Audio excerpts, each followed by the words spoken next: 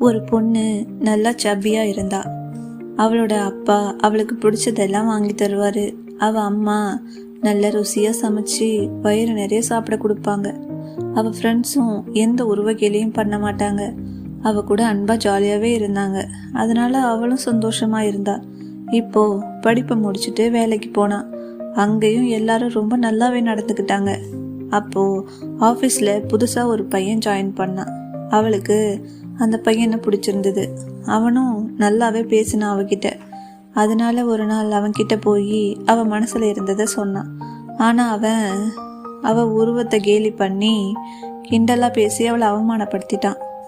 அதை கேட்டுட்டு நைட் ஃபுல்லாக அழுதா, மனசுடைஞ்சு போயிட்டா.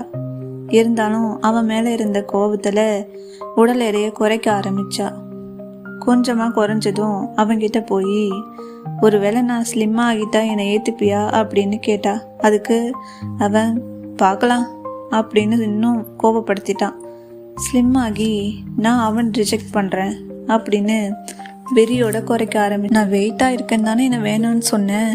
இப்போ நான் சொல்கிறேன் நீ எனக்கு வேண்டாம் அப்படின்னு கோபமாக சொல்லிட்டு அவன் என்ன சொல்ல வரான்னு கேட்காம கூட அங்கேருந்து போயிட்டா. வீட்டுக்கு வந்து அவள் அம்மா கிட்ட சொல்லி அழுதுட்டு இருந்தா. அப்போ அவளோட அப்பா அங்கே வந்து அவகிட்ட என்ன மன்னிச்சிடுமா, இது எல்லாத்துக்கும் நான் தான் காரணம்னு சொன்னார். என்னப்பா சொல்கிறீங்கன்னு கேட்டா. அப்போது அந்த பையன் உனக்கு முன்னாடியே என்கிட்ட வந்து உன்னை பிடிச்சிருக்கிறதாகவும் கல்யாணத்தை பற்றியும் என்கிட்ட பேசினான்.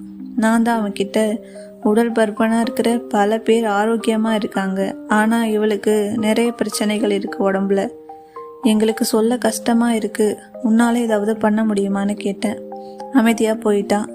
இப்போ நீ ஆரோக்கியமாக இருக்கிறதுக்கு அவனும் ஒரு காரணம் அப்படின்னு சொன்னார். உண்மையை தெரியாமல் பெரிய தப்பு பண்ணிட்டேனேன்ட்டு அவனை பார்க்க போனான். அவனும் அங்கே சோகமாக உட்காந்துருந்தான்.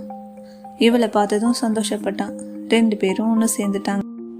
இந்த ஸ்டோரி உங்களுக்கு பிடிச்சிருந்ததுன்னா லைக் அண்ட் சப்ஸ்கிரைப் பண்ணிக்கோங்க.